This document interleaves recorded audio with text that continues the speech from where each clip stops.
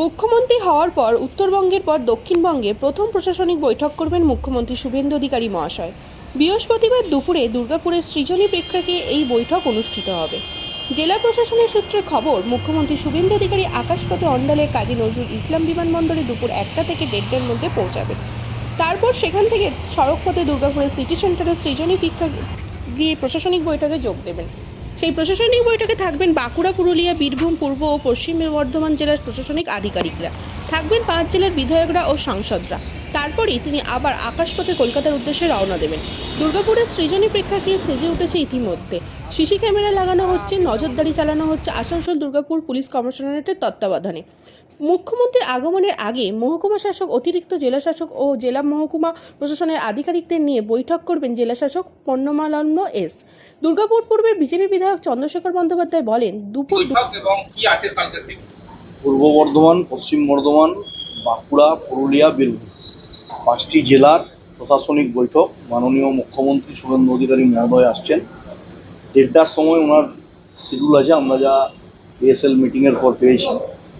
আর 2টোর মধ্যে উনি সৃজনী প্রেক্ষাগৃহে প্রবেশ করবেন।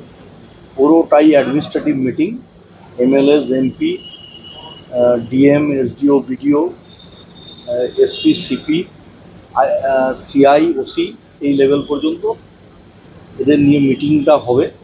মিটিংয়ের মধ্যে কোনো ধরনের কোনো সাংবাদিকদের ওখানে, আমার কাছে যা ইনফরমেশন থ্রু ডিএম পেলাম আর কি, যে ওখানে থাকবে না, আপনাদের ভিডিও ভিজুয়াল দিয়ে দেওয়া হবে। পরবর্তী পর্যায়ে উনি প্রশাসনিক সভা শেষ করে কমপ্লিট করার পরে আপনাদের সাথে, সংবাদ মাধ্যমের সাথে কথা বলবেন। এই পর্যন্ত 5টা জেলা। আর আজকে মাননীয় জেলা শাসক মহোদয় উনি দুর্গাপুর নগর নিগমের অ্যাডমিনিস্ট্রেটর হিসেবে দায়িত্ব গ্রহণ করলেন। আমরা তাকে 2 বিধায়ক শুভেচ্ছা জানিয়ে অভ্যর্থনা জানালাম। ওনার চেয়ারে বসে উনি আজ থেকে কাজ শুরু করলেন। প্রশাসনিকভাবে দুর্গাপুর নগর নিগমে যাতে হচ্ছে একটা অচল অবস্থা তৈরি হয়েছিল, সেটার জন্য মানুষের সার্ভিস দেওয়ার জন্য সব ধরনের কাজ সরলীকরণ পদ্ধতিতে সেই কাজ মানুষের উদ্দেশ্যে এখান থেকে করা হবে।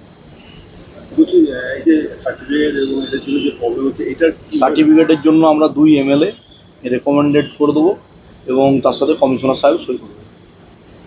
যার যা প্রয়োজন কর্পোরেশনে এসে জমা দিলে 2 এমএলএর সার্টিফিকেটও পাওয়া যাবে এবং কমিশনার সাহেব এবং ডিএম সাহেব এরা সবাই সই করবে।